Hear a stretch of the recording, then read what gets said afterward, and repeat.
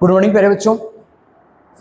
आज का टॉपिक है प्रश्नावली 10 सदिश, जिसका इंग्लिश में बोलते हैं वेक्टर, जो आप 11th क्लास की प्रश्नावली 11th क्लास में भी पढ़ के आए हो फिजिक्स के अंदर।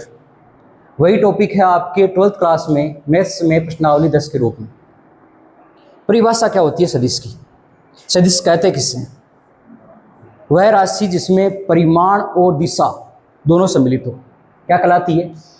परिमाण और दिशा दोनों सम्मिलित हो क्या कहलाती है? सदिश कहलाती है। सदिश राशियां हो जाए, सदिश जैसे बल है, बल सदिश राशि है या अदिश राशि है? बताओ देखिए, सदिश राशि। आप फिजिक्स में आराम से एक एक चीज पढ़ के आए हो कि सदिश होता क्या है। अब यहाँ पर हमारा टॉपिक क्या है कि मान ली जाए 3 डायमेंशनल 3 बिंदु मैं ले लेता हूँ। एक तो अक्ष जानते हो आप, ग्राफ में खींचते हो तो एक होता है वाई एक्स और एक क्या होता है आप जेड एक्स जानते हो, ठीक है। अब मैं यहाँ पर कोई एक बिंदु ले लेता हूँ कि इसका स्थिति क्या है। जरूरी नहीं है मैं यहाँ पढ़ लूँ, यहाँ पर भी ले सकता हूँ, कहीं पर भी बिंदु लेता हूँ। उस बिंदु की अक्ष अक्ष से, वाई अक्ष से और जेड अक्ष से स्थिति क्या है, वो चीज़ आपको ध्यान में रखनी है। तो किस प्रकार से करेंगे कि इस बिंदु की स्थिति क्या होगी अक्ष वाई और जेड से? तो पहला लिख दिया मैंने अक्ष वाई और जेड। अक्ष निर्देशांक है अक्ष अक्ष का, वाई निर्देशांक है वाई अक्ष का और जेड निर्देशांक है जेड अक्ष का। इसमें पहला टॉपिक आपके आता है स्थिति सदिश क्या है। सदिश का कोई सदिश है, सदिश का एक बिंदु मैं ले लेता हूं, उसका स्थिति सदिश किसे कहते हैं? मान लिया मैं एक ए वेक्टर एक सदिश ले रहा हूं, इसकी स्थिति सदिश क्या होगी कि ये अक्ष आई plus Y J plus Z के। अक्ष तो अक्ष अक्ष पर एक अक्ष अक्ष से कितनी दूरी पर है, वाई क्या है वाई अक्ष से कितनी दूरी पर है और जेड क्या है जेड अक्ष से कितनी दूरी पर है। ये चीज आगे बात आगे समझ में, अक्ष अक्ष से वाई अक्ष से और जेड अक्ष से दूरियों के बारे में। इनके घटक है ये आई जे के और क्या है घटक है। क्लियर? अब सुनिएगा बात। अब आपके क्वेश्चन सीधा आएगा कि जो स्थिति सदिश दिया गया है उसका परिमाण ज्ञात कीजिए। क्या ज्ञात कीजिए? परिमाण ज्ञात कीजिए। तो बस सीधी सी बात है, करना क्या है आपको, जो इनके जो घटक दिए गए हैं, गुणांक दिए गए हैं, आई जी के जो गुणांक दिए हैं ना अक्ष वाई और जेड, इनका स्क्वायर करके अंटूड क्या हो जाएगा? परिमाण, एका मापांक। आगे आपके जो सदिशों के प्रकार टाइप्स ऑफ वेक्टर उनमें पढ़ोगे कि मात्रक सदिश क्या होता है, ठीक है। मात्रक सदिश में को बोलते हैं एक केप से व्यक्त करते हैं। क्या लगाते हैं बेटा? केप लगाते हैं। ऊपर होता क्या है? ए वेक्टर जो आपको दिया गया सदिश, वह क्वेश्चन में जो दिया गया होगा वह, उसके बाद में एक का मापांक। क्लियर? आगे बात समझ में क्या लिखा जाएगा? एक का मापांक। अब अगला टॉपिक आपके इसके अनुसार है कि दिक् अनुपात किसे बोलते हैं। कोई भी सदिश आपको दे दिया जाए, जैसे मैं दे देता हूँ आपको ए वेक्टर बराबर दे देता हूँ 2i - 3j + 4k। मैंने एक आपको एक एग्जाम्पल दे दिया कि इसमें बताओ आप अक्ष वाई और जेड क्या है। तो आप तुलना कर सकते हो इससे। अक्ष का मान क्या है बेटा? 2, वाई का मान क्या है -3 और जेड का मान क्या है आपके पास में 4। क्या आपके पास में तीनों स्थिति सदिश है कि नहीं? क्लियर? अब बताओ यही क्या होते हैं, इनके घटक क्या होते हैं? दिक् अनुपात होते हैं, जो आगे चल के आप 11वीं प्रश्नावली में पढ़ोगे कि दिक् अनुपात क्या होते हैं, अक्ष वाई जेड के घटक। उसके बाद में ये दिक् अनुपात होते हैं। दिक् अनुपात में यदि मान लीजिए इसके परिमाण का मैं भाग लगा दूं, परिमाण कैसे निकालोगे इसका? ए वेक्टर का परिमाण कैसे ज्ञात करोगे? √2 का स्क्वायर प्लस -3 का स्क्वायर प्लस 4 का स्क्वायर। बात समझ आई कि नहीं आई? बताओ, देखे निकाल के दिखाओ। ए का परिमाण क्या हो जाएगा? ए वेक्टर का परिमाण 2 का स्क्वायर 4, 9 और 16। बताओ देखें, 29 आ गया। आया कि नहीं आया? अब ये क्या बोल रहे हैं? मात्रक सदिश याद कर सकते हो आप, बिल्कुल आसान है। मात्रक सदिश कैसे निकालोगे? ध्यान दीजिएगा। ए केप बराबर फोन आ रही है? फोन आओ तो बता दीजिए, बैठा बोल बराबर ना। हाँ बेटा देखो, हम क्या कर रहे थे, ए वेक्टर है उसका परिमाण ज्ञात किया। क्या आया बेटा? √29। क्या आया आपके पास में? √29 आया। अब आपको निकालना है मात्रक सदिश, एक केप ज्ञात करना है। ध्यान दीजिएगा कि आपके ऊपर ए वेक्टर दिया गया है कि बिल्कुल दिया गया है। क्या लिखा हुआ है? कर्सर 2i - 3j + 4k लिखा हुआ है। नीचे आपके जो आंसर आया वह क्या आया? एक का परिमाण क्या आया? √29 आया। आया कि नहीं आया? करना क्या है, प्रत्येक में अलग अलग भाग लगाना। ध्यान दीजिएगा, 2/√29 i - 3/√29j + 4/√29k। आगे बात समझ में? अब याद रखना एक चीज, जो ए वेक्टर होता है, ए वेक्टर होता है ना, उसके जो गुणांक होंगे वह तो क्या होंगे, दिक् अनुपात। क्या होंगे बेटा, दिक् अनुपात। बहुत बढ़िया टॉपिक है ये, मान के चलो कि दिक् अनुपात और दिक् कोसाइन, ये आपकी 11वीं प्रश्नावली में 1 नंबर का प्रश्न 100% आता है, और इसी में भी आता है कन्फर्म। तो 1 नंबर दिए, यहां से पक्का हो रहा है ये, मान के चलो कि जो दिक् अनुपात क्या होते हैं, जो आई जे के जो घटक होते हैं वह किसके, ए वेक्टर के। किसके बेटा, ए वेक्टर के। चलिए आगे बात समझ में। जो ए वेक्टर मतलब है सदिश है, उसके जो आई जे और के है, उसके जो गुणांक है एक्स वाई और जेड, वह क्या कहलाते हैं, क्या कहलाते हैं बेटा, दिक् अनुपात कहलाते हैं। क्या कहलाते हैं, दिक् अनुपात। अब दिक् कोसाइन क्या होते हैं, दिक् कोसाइन यहां से समझना है एक बार, कि जो हम मात्रक सदिश ज्ञात करते हैं। क्या ज्ञात करते हैं, मात्रक सदिश। मतलब एक के एफ के जो मैं ज्ञात कर रहा हूं, एक के एफ के जो गुणांक होंगे, आई जे के घटक है, उनके जो गुणांक घटक होंगे वो क्या कहोगे, दिक् कोसाइन। क्या कहलाएंगे, दिक् कोसाइन। वही चीज कह रहा है ये, देखो ध्यान से, दिक् कोसाइन का यदि फॉर्मूला लिख रहा है, कह रहा है एल को बोल रहे दिक् कोसाइन, अक्स बटे एक का, अक्स क्या है, ये क्या है, मापांक। देख लो इसमें इसका भाग लगाया हुआ है कि नहीं भाई, इसमें इसका भाग लगाया, मैं तो यही तो किया है हमने बेटा। इसका मतलब ये वाली चीज क्या है, ये क्या है, एल है, दिक् कोसाइन। जिसमें एल, एल को क्या बोलते हैं, कोस अल्फा बोलते हैं। तो कोस अल्फा आवाज में क्या आ गया, 2/√29 आ गया। इसी प्रकार एम क्या है, अगला घटक है। वाई क्या आपके पास, -3/√29 आ गया। भाई ये इसका दिक् कोसाइन हो जाएगा आराम से। अगला क्या हो गया, ये हो गया एल एम और एन। ध्यान दीजिए, एल एम और एन फॉर्मूला इसी से बना है। That's clear. अब सुनो, एल की जगह लिखना है कोस अल्फा, एम की जगह लिखना है आपको कोस बीटा, और एन की जगह लिखना है आपको कोस गामा। अब एक फॉर्मूला है, इसके अनुसार क्वेश्चन पूछता है कि दिक् जो कोसाइन होता है उसमें कुछ फॉर्मूला है, मतलब जैसे मान लीजिए एल का दे दिया, एम का मान दे दिया और एन का मान पूछ लिया। भाई आपके पास में 3 चीजें दी गई है, एल एम और एन। आपको 2 मान दे दिए, एक पूछ रहे, तो इस फॉर्मूले से ज्ञात कर सकते हो आराम से, L² + M² + N² बराबर 1। उसके बाद में एक चीज ध्यान दीजिएगा, सबसे बढ़िया क्वेश्चन आपको क्या देगा, अगला देगा कोण। क्या देगा, कोण। कोण का मतलब है कोस अल्फा, कोस बीटा और कोस गामा। कोण आपको देने की कोशिश करेगा। कैसे ज्ञात करोगे कोण के बारे में, इसका मतलब है कि आपको दे देगा अल्फा का मान, अक्ष के साथ कितने डिग्री का कोण बना रहे हैं, वाई एक्स के साथ कितने डिग्री का बना रहा है उसको बोल देगा बीटा, और जेड एक्स के साथ कितना बनाएगा उसको बोल देगा गामा। मैं कह देता हूं अल्फा का मान है आपके पास π/3 और आपके पास बीटा का मान है π/6, तो आप गामा का मान ज्ञात कीजिए। बिल्कुल ज्ञात कर सकते हो आराम से। तो आपको लिखना क्या है, कोस अल्फा कोस π/3 अर्थात कोस 60। कोस 60 का मान कितना होता है, 1/2। उसी प्रकार कोस² बीटा अर्थात कोस बीटा कोस π/6, कोस 30 का मान क्या होता है, √3/2। उसका स्क्वायर करेंगे, फिर कोस² अल्फा का मान निकालना, दोनों को जोड़ के 1 में से घटा दो, गामा का मान आ जाए। ये क्वेश्चन है आपके 10.1 में क्वेश्चन मिलेगा आपको, नहीं तो 10.2 में कन्फर्म आपको मिल जाएगा। उसके बाद में आता है आपके टाइप्स ऑफ वेक्टर, सदिशों के प्रकार। इससे अर्धवार्षिक में भी क्वेश्चन पूछा गया 1-2 बार, वार्षिक में भी प्रकार में से क्वेश्चन पूछा जाता है। करता क्या है, एक नंबर का क्वेश्चन दे देगा और आपसे पूछ लेगा कि बताइए कि ये सदिश कैसा है। शून्य सदिश को का मतलब है जिसका प्रारंभिक बिंदु और अंतिम बिंदु एक ही हो। इसका मतलब ये मान ले जाए गाड़ी यहाँ से स्टार्ट हुई और वापस यहीं पर मिल गई, इसका मतलब इसका प्रारंभिक और अंतिम बिंदु समान है, अर्थात शून्य सदिश, जीरो वेक्टर। ठीक है, जीरो वेक्टर का क्या हो जाएगा, जीरो वेक्टर अर्थात 0i + 0j + 0k, सब जीरो है इसमें।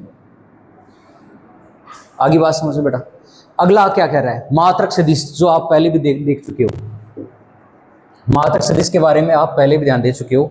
मात्रक सदिश क्या है, ए वेक्टर बराबर AK बटा, इसका मतलब मात्रक सदिश को बोलेंगे क्या, इसको बोलते हैं इकाई सदिश। इसका परिमाण सदैव 1 होता है। इसका नाम मात्रक सदिश क्यों पड़ा, कि यदि आप इसका परिमाण ज्ञात करोगे, मैंने क्या ज्ञात किया अभी बेटा, AK। क्या ज्ञात किया मैंने, AK। AK भी क्या है, मात्रक सदिश। AK भी क्या है, मात्रक सदिश, जिसको यूनिट वेक्टर बोलते हैं या इकाई सदिश भी बोलते हैं। ठीक है। इकाई सदिश यूनिट वेक्टर या मात्रक सदिश क्यों नाम दिया गया? क्योंकि इसका परिमाण, परिमाण जानते हो क्या होता है? ये वाला परिमाण, ये इसका आंसर एक आएगा। इसका मतलब सर मैं ऐसे कह दूं एक केप का परिमाण सदैव एक होता है, बिल्कुल ये सत्य बात है। एक केप का जो परिमाण होगा सदैव एक होगा। सर निकाल के बताओ, याद कर लो चाहे अंडरूट में देख लो इसका यदि आपको परिमाण निकालना चाहो तो कैसे करोगे? अंडरूट पहला घटक 2/√29 का स्क्वायर प्लस -3 बटे अंडरूट का 29 का स्क्वायर प्लस 4 बटे अंडरूट का 29 स्क्वायर। अब आप दिमाग लगाओ ना, सर अभी यही तो किया था, 2 का स्क्वायर से 4, 3 का स्क्वायर 9 और 4 का स्क्वायर 16, ऊपर 29 तो आया था। तो याद करो अंडरूट 29 का स्क्वायर करेंगे तो अंडरूट 29 रह गया। यहाँ पर 2 का स्क्वायर 4 हो गया, यहाँ पर कितना हो गया 9 हो गया, यहाँ पर 16 हो गया। जोड़ोगे ऊपर आएगा 29, नीचे आएगा 29 बटा 29 एक का अंडरूट क्या होता है? एक। कोई सा भी आप यदि मात्रक सदिश ज्ञात कर रहे हो, उसका यदि आंसर में आपको प्रॉब्लम आ रही है कि जैसे मान लीजिए आपका आंसर चेक करो कि सही है कि नहीं है, तो मात्रक सदिश का परिमाण निकाल के चेक कर लो, आंसर क्या होगा? सदैव एक होगा। जब भी अब क्वेश्चन बार बार वह अगला नहीं कहेगा कि मात्रक सदिश का मतलब क्या होगा कि उसका परिमाण एक है, आपको समझना है। क्वेश्चन में एक कितना ही देगा, ए वेक्टर, या जहां पर जैसे मान लीजिए कि ए वेक्टर दे दिया या ऐसे दे दे कि यह एक मात्रक सदिश है, बस इतना ही बोलेगा अगला, यह एक मात्रक सदिश है। इसका मतलब इसका परिमाण क्या है? इसका परिमाण क्या है? एक है। मैं तो ऐसे बोल रहा हूं एक बार, लेकिन ये लिखेगा ए के बराबर 1/√29, ये वाला बोलेगा। ये क्या है? एक मात्रक सदिश है। ये क्या है? एक मात्रक सदिश। अगला डायरेक्ट कहेगा कि ए क्या है? मात्रक सदिश है। मात्रक सदिश का नाम लेते हैं, आपका टारगेट दिमाग में क्या आना चाहिए? अरे इसको परिमाण का ही है, एक है। सीधी डायरेक्ट दिमाग में आना चाहिए को परिमाण एक है। अगला मात्रक के बाद में सह आदिम सदिश, इसकी परिभाषा पूछी गई है। इसकी परिभाषा पूछी गई है आपसे, ठीक है। आज के 2 साल पहले द्विवार्षिक परीक्षा में पूछी गई थी। सह आदिम सदिश किसे कहते हैं? 2 या 2 से अधिक सदिश। परिभाषा लिखिए बोर्ड पर। देखो बेटा, सदिशों के प्रकार, सदिशों के प्रकार, टाइप्स ऑफ वेक्टर। पहला है आपके शून्य सदिश, जिसके बारे में हमने चर्चा की कि जिसका प्रारंभिक व अंतिम बिंदु एक ही हो, क्या कहलाता है? शून्य सदिश कहलाता है। उसके बाद में आता है मात्रक सदिश, जिसका परिमाण एक हो, इकाई हो, क्या कहलाता है? मात्रक सदिश। अर्थात एक केप है, व्यक्त किससे करते हैं? एक केप से। एक केप का परिमाण क्या होगा? एक होगा। अगला है सरेख सदिश, ये इंपॉर्टेंट है, ध्यान रखना। इंपॉर्टेंट क्यों कह रहा हूं कि सरेख के बारे में परिभाषा पूछता है, आपको क्वेश्चन पूछ रहा है, कह रहा है 2 या 2 से अधिक सदिश एक ही रेखा के समांतर हो। कैसे? इस प्रकार से, ये ए वेक्टर है, ये बी वेक्टर है। यदि इसकी दिशा इस तरफ है, इसकी दिशा इस तरफ है, तो भी ये क्या होंगे? ए वेक्टर इसके सरेख होगा। ए वेक्टर व बी वेक्टर क्या होंगे? आपस में सरेख होंगे। सरेख का मतलब एक लाइन से नहीं कह रहा है, इसका मतलब है एक रेखा के समांतर। इस प्रश्नावली के अनुसार, सदिश के अनुसार, एक सदिश दूसरे सदिश के सरेख कब होता है? जब बोलो 2 या 2 से अधिक सदिश यदि एक ही रेखा क्या हो? समांतर। अगला समान सदिश, समान कब होंगे? जब परिमाण भी समान होगा और दिशा भी समान होगा, तो समान सदिश कहलाएंगे। सह आदिम सदिश, सह आदिम का मतलब क्या है? जैसे मान लिया जाए मैं एक यहां से प्रारंभिक बिंदु है, इसकी दिशा इधर, इसकी दिशा इधर, इसकी दिशा, बताओ इसका प्रारंभिक बिंदु क्या है? ध्यान दीजिएगा, ए वेक्टर है, बी वेक्टर है और सी वेक्टर है। बताओ तीनों का प्रारंभिक बिंदु कौन सा है? ओ। कौन सा है? ओ। तो ये क्या कहलाएगा? सह आदिम सदिश। अर्थात ए बी सी तीनों क्या है? सह आदिम सदिश है। ये परिभाषा पूछता है। ऋणात्मक सदिश, ऋणात्मक का मतलब है जैसे मान लीजिए एक वेक्टर ये है, ए वेक्टर समान है, परिमाण में समान है, लेकिन दिशा क्या है? ये और ये परिमाण में समान है, लेकिन इसकी एक की दिशा क्या हो गई? विपरीत हो गई। तो इसको क्या बोलते हैं? ऋणात्मक सदिश बोलते हैं। क्या बोलते हैं बेटा? ऋणात्मक सदिश बोलते हैं। अब करते हैं प्रश्नावली 10.1 का पहला क्वेश्चन। पहला क्वेश्चन क्या कह रहा है? देखिए ध्यान दीजिए, प्रश्नावली 10.1 का क्वेश्चन नंबर 1 क्या बोल रहा है? केवल आपको आलेख बनाना है। कह रहा है उत्तर से 30 डिग्री पूर्व दिशा में 40 किलोमीटर चलना है आपको। मैंने क्या किया, एक सबसे पहले ध्यान दीजिएगा, जैसे मान लीजिए मैं दिशाओं का ज्ञान करवा रहा हूँ। यहाँ पर ईस्ट है, वेस्ट है, नॉर्थ है, साउथ है। क्या बोल रहा है? पूर्व से 30 डिग्री, सॉरी उत्तर से 30 डिग्री। उत्तर कहाँ पर है? ये नॉर्थ। नॉर्थ से 30 डिग्री इस दिशा में, ये 30 डिग्री इस दिशा में। कितना किलोमीटर चल रहा है? 40 किलोमीटर। ये 40 किलोमीटर। ये चित्र बनाना था केवल, दैट्स ऑल। अगला क्वेश्चन कह रहा है कि बताइए कौन सी राशि सदिश है, कौन सी अदिश है। ध्यान दीजिएगा, किलोग्राम में मात्रा तो होती है, लेकिन क्या दिशा होती है कि 10 किलो इधर जाना है? हो रहा है कैसे? नहीं, ये क्या हो गया? अदिश। 2 मीटर, अब ये दिशा दे रहा है 2 मीटर चलना है किस दिशा में? उत्तर पश्चिम दिशा में। ये सदिश राशि होगी, ये होगी सदिश राशि, ये अदिश, ये सदिश। 40 वाट, बताओ देखें, वाट शक्ति का मात्रक, शक्ति। ये तो देखिए कि आपके घर की तरफ भी जानी चाहिए, हैं? कहीं पर ही जा सकती, तेरी तरफ भी जा सकती। क्या हो गया? अदिश राशि। कूलम, आवेश का मात्रक। आवेश एक चीज ये, जैसे हमारे से बिजली आवेश ही तो होता है, आवेश कहीं एक तो एक ही दिशा में जा रहे हैं, ठीक है। अब ये मीटर प्रति सेकंड स्क्वायर, त्वरण में तो क्या है देख लो, मीटर भी है और सेकंड स्क्वायर और दिशा होगी इसमें। समय, अब अगला इसमें भी ये पूछ रहा है समय कालांश। अरे समय की क्या दिशा होती है क्या कि आज समय इधर इस दिशा में जाएगा, कल मेरे घर की तरफ जाएगा? नहीं होता। दूरी की दिशा होती है क्या? अरे दूरी किधर भी चल सकती है, दूरी इस इधर भी हो सकती है, इधर भी हो सकती है। कहा कि दूरी, जैसे बोल दूरी, अभी बोला इसने क्या कि 2 मीटर उत्तर पश्चिम, लेकिन इसने तो केवल दूरी बात की। दूरी के साथ में यदि दिशा भी व्यक्त होती तो हम कहते सदिश है। बल की दिशा होती है, बल लगा रहा हूं, किस दिशा में लगा रहा हूं? किसी वस्तु को धक्का दे रहा हूं तो उसमें बल ही तो लगना हो गया। किस दिशा में लगा रहा है? इस तरफ खींच रहा हूं तो वो भी बल ही हो गया, ठीक है। अब आगे वेग क्या होता है? मीटर प्रति सेकंड। इसमें क्या होती है? दिशा होती है। वेग किस दिशा में जा रही है? वेग की कार्य का मात्रक क्या होता है? जूल होता है। कार्य का कोई कार्य, आपने 1 घंटा यहाँ पर कार्य किया, किस दिशा में किया उसी के ऊपर पड़ रहा है। ये क्या हो गया? अदिश राशि। आगे क्वेश्चन नंबर 4। क्वेश्चन नंबर 4 में ध्यान दीजिएगा, कह रहा है सह आदिम सदिश बताइए। अभी परिभाषा में सह आदिम, ऐसे सदिश जिनका प्रारंभिक बिंदु एक ही हो। देखिएगा, यहां से निकल रहा है ये ए वेक्टर और यहां से ये डी वेक्टर, तो इसका आंसर क्या आ गया? ए वेक्टर और डी वेक्टर, सह आदिम है। अगला क्या कह रहा है? समान सदिश जिनकी दिशा और परिमाण समान हो। बताओ देखें, इधर आ रहा है, ये भी इधर आ रहा है। आपको पता है ये तो एक वर्गाकार रूप में, तो ये और ये क्या हो गए? समान सदिश हो गए, जिनकी दिशा भी एक तरफ है। अब कहते हो सर ये भी तो देख, उसकी दिशा उस साइड है, इसकी दिशा इस साइड है, ये तो ऋणात्मक सदिश होंगे। ये दोनों क्या हो गए? बी और डी। दूसरा आ गया समान, समान में आ गया बी वेक्टर और डी वेक्टर क्या हो गए? समान सदिश हो गए। अगला पूछ रहा है सरेख परंतु असमान। सरेख होने चाहिए लेकिन असमान। ये लो,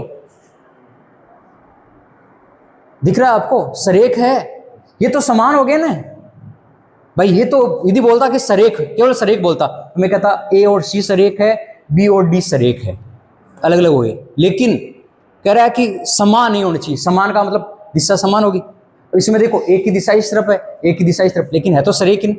सरेख मैंने बोला समांतर, ये सरेख। ये आपके क्वेश्चन नंबर 4 हो गया। 5वां क्वेश्चन क्या बोल रहा है? ध्यान दीजिएगा, केवल आपको सत्य सत्य पूछ रहे हैं, ए वेक्टर तथा माइनस ए वेक्टर सरेख होते हैं क्या?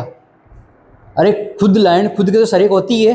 मैंने एक चीज बताओ, आ लाइन उन्हें जा रही है और मैं ये दिखे दूं कि इक मैं उन्हें बढ़ा दूं ये लाइन ने, तो सरेख होने उसी की उसी, ठीक है, सत्य बोल रहा है। अगला, 2 सरेख सदिशों का परिणाम सदैव समान होता है। अब सुनना बात, क्या बात कर रहा है वह?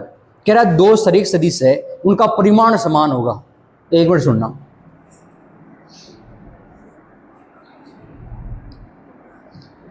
सरेख है कि नहीं है? समांतर है ना, सरेख है नहीं क्या? बराबर है लाइन। आप परिमाण का मतलब है इनकी लंबाई बराबर है क्या? तो ये तो बावली बात कर रहा है, झूठ बोल रहा है। ठीक है, बात खत्म, ये तो झूठ बोल रहा है। तो हम इसको असत्य कहेंगे। आगे, समान परिमाण वाले दो सदिश सरेख होते हैं क्या? अब कह रहा है समान परिमाण हो तो क्या वह सरेख होते हैं कि? एक मिनट, इसकी लंबाई और इसकी लंबाई समान है तो परिमाण समान है, लेकिन क्या ये सरेख हुए क्या? अरे जरूरी थोड़ी है मैं ऐसे कर दूं, ले भाई और ले मारे जी तो एक उन्हें खींच दूं, एक उन्हें खींच दूं, पल दोनों एक सी लाइना खींचूं, खटे खींचो ता जैसे जिया तो टाबर खींचे जिया मैं खींची मैं देख ओ पापा मारा 3 लाइन एकदम बराबर आई है, तो सरेख है तो बराबर, परिमाण तो बराबर है लेकिन सरेख थोड़ी है। तो ये भी क्या बोल रहा है? झूठ बोल रहा है। समान परिमाण वाले दो सदिश सरेख सदिश समान होते हैं क्या? समान परिमाण वाले दो सरेख सदिश समान होते हैं क्या? जिनका परिमाण समान हो और सरेख भी हो, क्या वह समान होते हैं क्या? समान का मैंने क्या बोला? दिशा। भाई दिशा और परिमाण दोनों होने चाहिए, इसमें तो केवल परिमाण की बात कर रहे, ये भी ऐसा। देखो बेटा प्रश्नावली 10.2 से कुछ बेसिक चीजें हैं, उसमें बोल रहा है सदिशों का योगफल का त्रिभुज नियम। सदिशों के योगफल का त्रिभुज नियम क्या है? ध्यान दीजिएगा। यदि कह रहा है कि एक सदिश ए से बी तक सदिश है, इसकी दिशा इस तरफ है, बी से सी की तरफ है अर्थात बी सी, ए से बी को मैंने नाम दे दिया ए वेक्टर, इसको नाम दे दिया मैंने बी वेक्टर, ठीक है। तो कह रहा है कि ये A B vector B C vector इन दोनों की जोड़ किसके बराबर होगी? ए सी वेक्टर के बराबर होगी, अर्थात इसकी दिशा किस तरफ होगी? अगला केवल यहाँ पर दिशा आएगा। आगे बात समझ में, जैसे मान लीजिए मैं एक त्रिभुज बना रहा हूँ, ये बना दिया, ठीक है बेटा, इसकी दिशा इस तरफ है, इसकी दिशा इस तरफ है, इसकी दिशा होगी इस तरफ। त्रिभुज नियम क्या कहता है? ये है आपके पास ए वेक्टर, ये है बी वेक्टर, तो ये होगा ए वेक्टर प्लस बी वेक्टर। इसका क्वेश्चन भी पूछा जाता है, आपको ये दे देगा और ये दे देगा और ये पूछ लेगा। तो ए और बी, ए वेक्टर और बी वेक्टर को आपको क्या करना है? जोड़ना है बेटा। आगे बात समझ में। अब सुनो, इसमें क्या है बताओ सर, कि ए से बी तक ए बी वेक्टर, बी से लगाकर B C vector B vector, तो ये क्या हो जाएगा? A vector plus B vector. या यदि ये नहीं दिया गया हो तो क्या होगा? इसका क्वेश्चन भी है 10.2 का लास्ट क्वेश्चन, ध्यान दीजिएगा। क्या बोल रहा है? ए बी दिशा है बी सी दिशा, अर्थात A B vector plus B C vector किसके बराबर होगा? ए सी वेक्टर के। ध्यान दीजिए, दिशा मायने रखती है। ए से बी तक ए बी, बी से सी तक बी सी, और फिर ए सी। नहीं कह सकते आप सी ए, इसको सी ए नहीं लिख सकते, सी ए लिखोगे तो माइनस लगाना पड़ेगा आपको। याद करो, मैं कह देता हूं ए से बी तक कोई वेक्टर है ए बी वेक्टर, यदि मैं इसको चिन्ह चेंज करता हूं, मतलब दिशा चेंज करते क्या हो जाएगा? माइनस ए बी वेक्टर, ये दिशा बदल गई, ठीक है। अब कैसे? कैसा? ऐसा नहीं, मैं ऐसा लिख दूं तो सर इसको बी ए वेक्टर लिख दूं तो लिख, लेकिन माइनस लिखना पड़ेगा क्योंकि दिशा चेंज कर रहा है। ए से बी की तरफ जा रही है, इसका मतलब सही है, बी से ए ले रहा है, इसका मतलब माइनस। अब ये आपको दिखाई दे रहा है कि बिल्कुल सदिश नियम का पालन कर रहा है। अगला आप क्या करेगा? A B vector plus B C vector, और ये आ जाएगा सी ए वेक्टर बराबर 0। क्या ये सत्य है? लगाओ दिमाग, क्या ये सत्य है कि नहीं? है। ध्यान दीजिए, ये प्लस का इधर जाते किसका होगा? है कि नहीं? माइनस ही मुझे हटाना है, इसको क्या लिख सकता हूं? माइनस माइनस प्लस सी ए वेक्टर, ये सत्य हो गया। अगला ऐसा नहीं करके ऐसे लिख दे कि A B vector plus B C vector minus A C vector, तो भी क्या है? तो भी क्या है? सत्य है।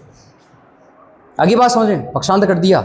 अगला क्या चाह रहा है? ऐसे लिख दे, चलो A B vector plus B C vector बराबर ए सी वेक्टर। आपको पता है कि ये सत्य है, ये आपको पता है सत्य है। अगला क्या करेगा? थोड़ी सी चेंज कर देगा, यहां पर लिख देगा माइनस सी बी वेक्टर। क्या सत्य है? बिल्कुल सत्य है, मतलब चिन्ह चेंज कर दिया। अगला क्या करेगा? इसको उधर भेज देगा, ए बी वेक्टर बराबर सी बी को उधर जाते हैं सी बी वेक्टर प्लस ए सी वेक्टर। क्या सत्य है? बिल्कुल सत्य है। आपके 10.2 में लास्ट क्वेश्चन इसी पर बेसिक पर आधारित है, ठीक है। अब करते हैं सदिश। दो बिंदुओं को मिलाने वाला सदिश का घटक क्या होगा, उसको किस प्रकार से व्यक्त करते हैं, सदिश किस प्रकार व्यक्त करते हैं। देखो उससे आगे पहले हमने देखा सदिशों का योगफल का त्रिभुज नियम, उसके बाद में है गुणधर्म। गुणधर्म यदि आपको बेसिक चीज में थोड़ा सा पूछ सकता है कि a प्लस बी बराबर बी प्लस ए, आप पहली 7वीं क्लास से पढ़ के आए हो ये चीज़, 6वीं क्लास में भी होता है कि 2 अंक दिए गए, उनका क्रमनी में है कि नहीं, ये साचर्य है या नहीं है। तो मतलब होगा क्या कि a में b जोड़ू चाहे b में a जोड़ू, बात एक ही बराबर रहेगा। साचर्य का मतलब है a प्लस पहले b और c को जोड़ लो, बाद में a को जोड़ लो, या पहले a और b को जोड़ के c भी जोड़ दो, तो उसको क्या बोलते हैं, साचर्य। अगला आपके दो बिंदुओं को मिलाने वाले सदिश का स्थिति सदिश क्या होगा। पहले हमने एक बिंदु का सीखा था, ध्यान दीजिएगा, एक बिंदु के लिए एक बार ध्यान दो, मैंने एक बिंदु लिया, उसका नाम दे दिया मान लीजिए ए, इसके अक्ष वाई और जेड, इसका स्थिति सदिश देख रहे हैं, तो कहाँ से देख रहे हैं, मूल बिंदु से। कहाँ से देख रहे हैं बेटा, मूल बिंदु से। अगला टॉपिक क्या है, दो बिंदुओं को मिलाने वाला सदिश का स्थिति सदिश। ठीक है, पहले हमने क्या सीखा, एक बिंदु का स्थिति सदिश, किससे, मूल बिंदु से।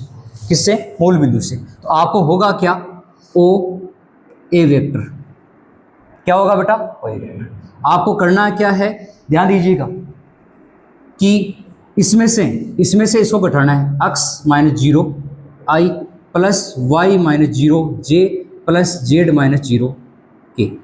बताओ क्या आएगा, x i plus Y J plus Z K. आया कि नहीं आया बेटा, क्लियर, इतने समझ में आ गई। अब यदि मैं कह दूं सर कि सर यहाँ पर बिंदु ले लेता हूँ मैं, इसको x1 y1 और z1 दे दूं, इसको x2 y2 और z2 दे दूं, तो बताओ क्या होगा।